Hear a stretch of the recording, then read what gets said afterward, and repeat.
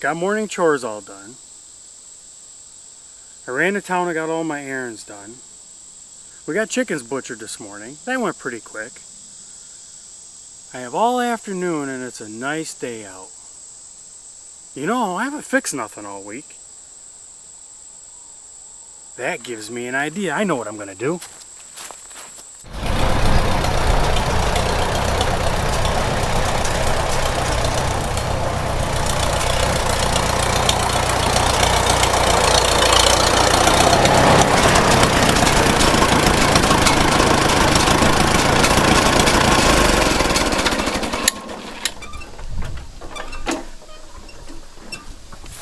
I think it's going to be a good afternoon to do a little shade round.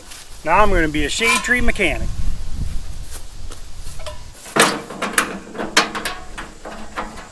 I used to watch that TV show a lot when I was a kid.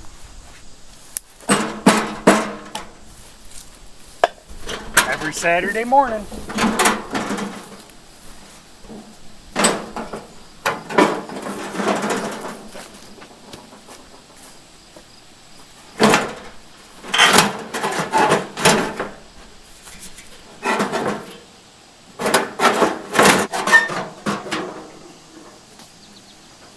The last time I used a Super M for any amount of significant work was with the hay tedder earlier this summer. When I was finishing up the field, I started noticing antifreeze dripping, and I got off the tractor with the engine still running, and I noticed the antifreeze dripping from up here around the upper radiator neck where it connects to the thermostat housing. I have a cooling system pressure tester that attaches to the filler neck of the radiator. So I want to see if that will fit this radiator. If it does, I'd like to build some pressure within the system to verify where my antifreeze leak is coming from, and then hopefully we'll be able to fix it. Well, let's see here. This is a very basic kit. I really don't have much in the way of adapters for it, so it's either going to work or it's not. And survey says not even close.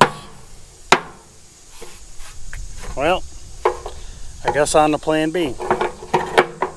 When this thing was leaking, it was pretty obvious that it was leaking from this upper radiator hose around the inlet to the radiator. And pushing in on this hose, I can't feel the outlet pipe or the inlet pipe of the radiator. So I'm wondering if it's the hose isn't sufficiently on fire enough. So I think what I'm going to do is loosen this clamp up, loosen that clamp up, and see if I can slide this hose in towards the radiator as far as I can get it, and make sure everything's all good and clean.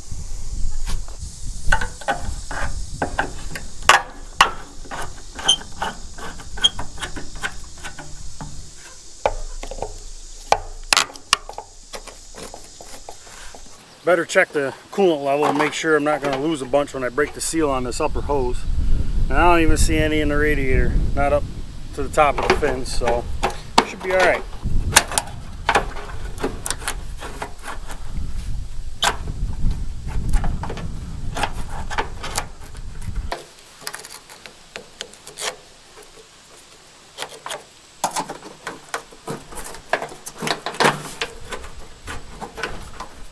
Now let's see if we can't get this hose to slide forward more.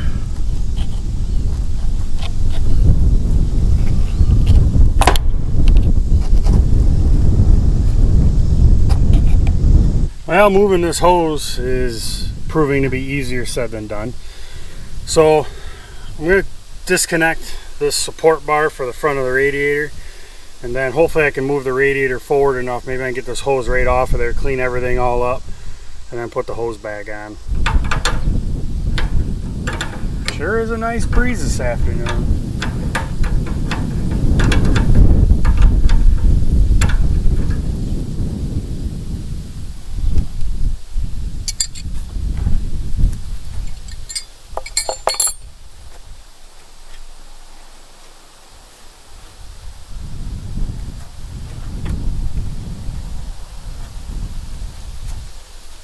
Well, I ended up undoing the clamps all the way, got them off. Once I got those out of the way, the hose pretty well fell off. I don't see anything wrong with the hose. It's still pretty pliable. I am going to clean up the inside. There is a little bit of kind of rust debris on it. I mean, nothing, it's more rust dust than anything. Same thing with the neck on the thermostat housing. I'm going to clean this up.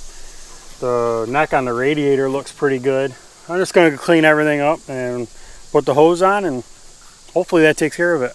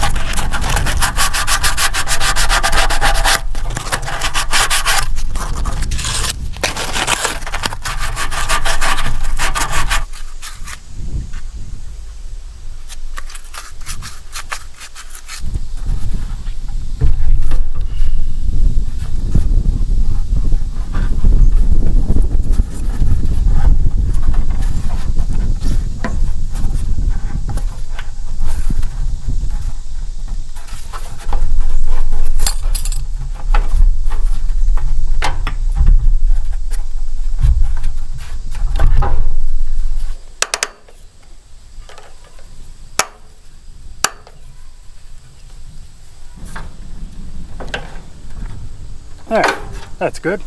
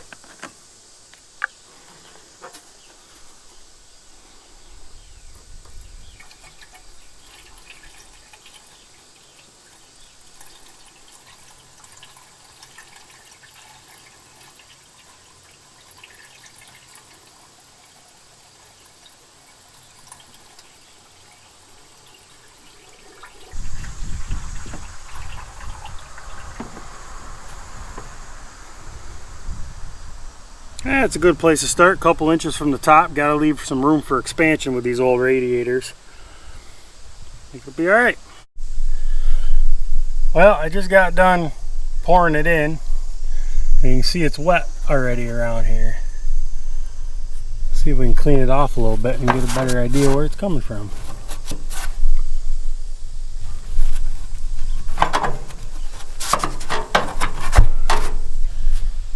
Well, I guess I was wrong. Every time I wipe this ledge of the radiator off, where the top tank meets the top of the fins, it keeps getting wet. Right here in this area, it runs that way and then drips off over there. So, I know what I'll be doing this winter.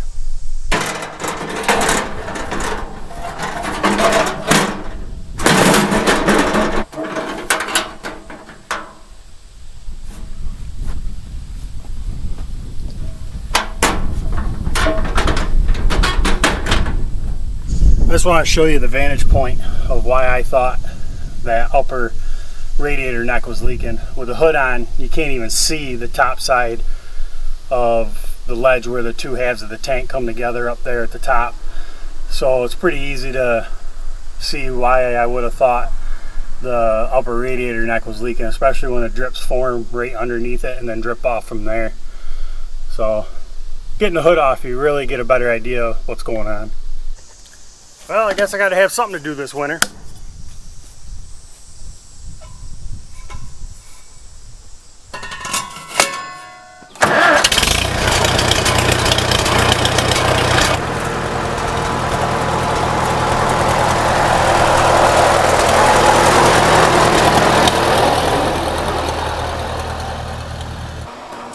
And on the menu for dinner tonight is one of our pasture-raised chickens. Ooh, look at the juice in that. This is one of our whole chickens left over from last year. There's just a little bit of olive oil and a smoking house rub seasoning from our neighbor at the farmer's market, Sugar Shack Specialties. This is an awesome rub. We love putting this on here, and we also use it in pulled pork in the crock pot. So I'm gonna go share this with Stacy for tonight. I hope you enjoyed today's video. If you did, give it a thumbs up. If you like our channel, as always, we ask you to subscribe. I hope you have a great rest of your day. We'll see you next time.